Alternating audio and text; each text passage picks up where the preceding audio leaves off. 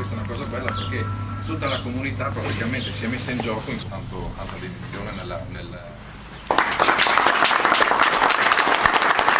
Sono comunque cittadina di Magnano da non tantissimi anni, è stata un'occasione per scoprire dei luoghi,